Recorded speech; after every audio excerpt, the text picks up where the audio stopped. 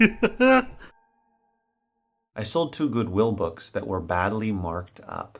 I made a video earlier this month about buying some books at Goodwill and talked about how I noticed a pattern there. I would find profitable school books that were definitely worth buying and selling on FBA, but I would find that they had a lot of highlighting, a lot of underlining, a lot of margin notes, enough to make it clear to me that that particular Goodwill was putting those aside and selling those in the store because they didn't want to sell them on Amazon.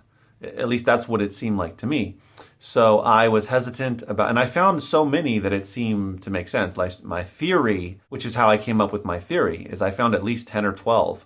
These were all books that if they were not so marked up, I would have easily bought them for $1, $2, and sold them on Amazon. And they're going for good money as well. The 2 books that I did buy that I found at the Goodwill that had a lot of highlighting and a lot of underlining and margin notes sold.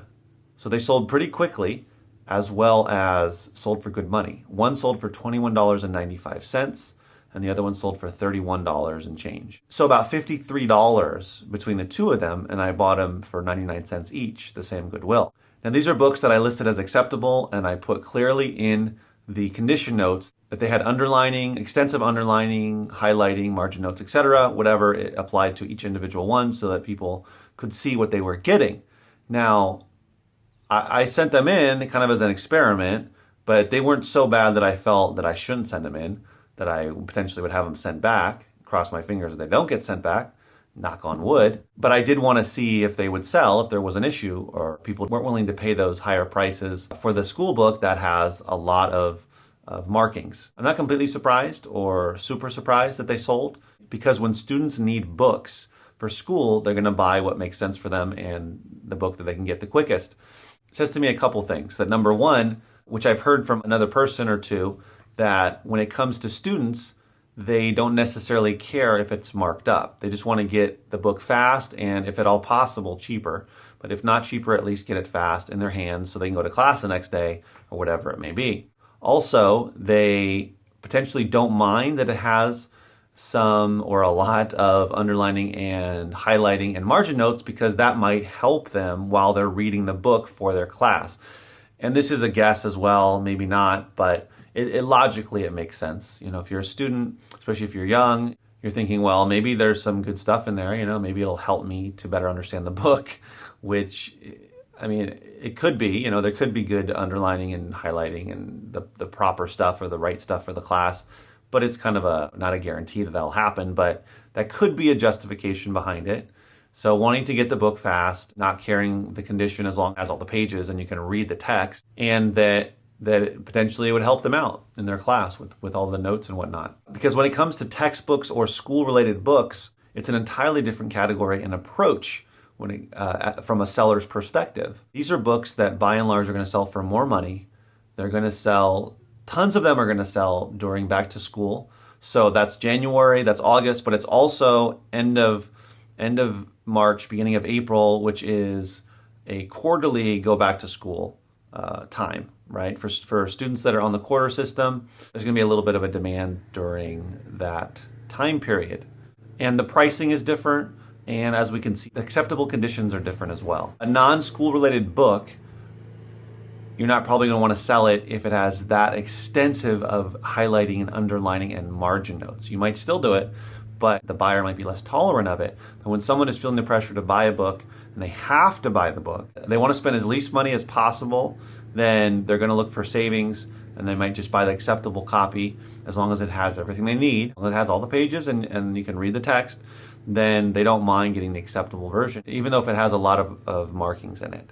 So just approach this differently, and this is what I'm learning here as bookseller, is to possibly not pass those up unless they are so bad that even I feel like, wow, that's just too much. And I think that's kind of going to depend on the person and what you feel is just too many markings, too much highlighting, too much underlining. Sometimes it just seems like it's so extensive and so bad that it might just be too much even to sell to a student, and you don't want to risk it being returned. So that's up to you, and it's a judgment call on your part, and see where your comfort level lies with that. But I think if it's not too bad, that you definitely can buy them and flip them and take advantage of Goodwill giving up on those books and selling them for $1 in their store or $2 or whatever it is. This is a lesson learned for me.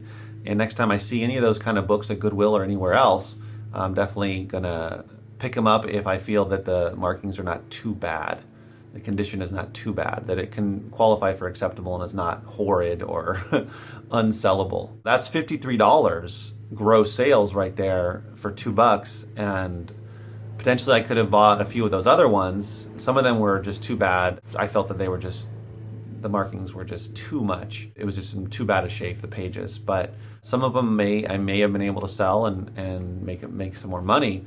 And these were books that were going for over $20 on average, and definitely selling during the textbook season, back to school season. I like to look at my sales and examine them and figure out, see trends or insight or tips for myself and for you guys to see what I can learn from our sales, because as you source and list and ship and then sell, you learn different things along the way. But when you sell something, you see what sells, when did it sell, how much did it sell for, that sort of thing, how quickly did it sell. So there's a lot of insight you can get from it so that you can apply it to your future sourcing and pricing and that sort of thing, and it's really helpful. So try to learn as much as you can from your sales. That's where you can tweak things going forward, knowing what books to buy and not to buy, how to price them, when do they sell during the year, what months of the year, that sort of thing. So you have an idea, oh, this book might not sell now, but it will probably sell when we go back to school, or that sort of thing.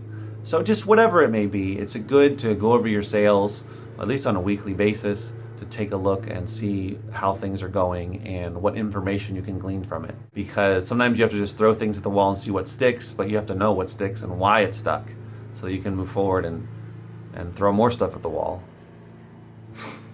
Also, a little check-in on sales. It's April 26th when I'm shooting this. There are 4 more days in the month. I'm only 8 sales off of last month's 132 sales, so I'm at a 124 right now with still some time left in the day. So I'm averaging about 4 sales a day this month, and if I keep that average up, I should break last month's sales, which is great because I'm trying to grow. And one of the reasons I'm not selling a lot more than I did last month is I didn't send in as much as I would have liked. There were some things that came up this month. I wasn't able to source as much, and that happens.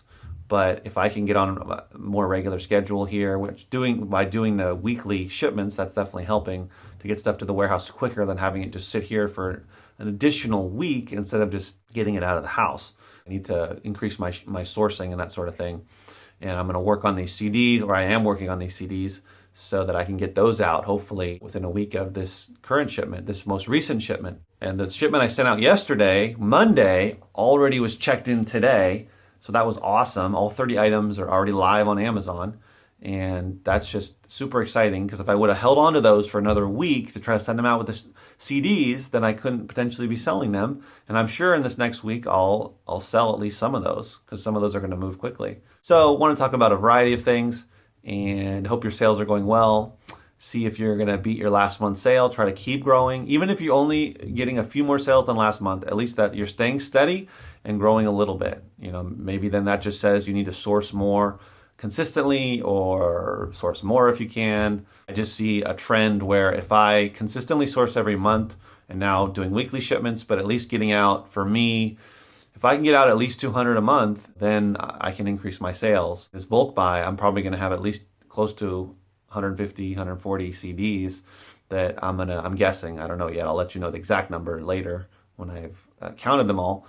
But I'm going to send out a lot of CDs and increase my inventory by a lot. So the more we get out, the more our sales grow, period. Because the more sales we make, the more we have to send in. So that's the fun part of FBA. Always the hustle and always having to get more stuff to send in. So increase your sales, source more, ship more, etc. Have fun. And as always, remember, keep booking.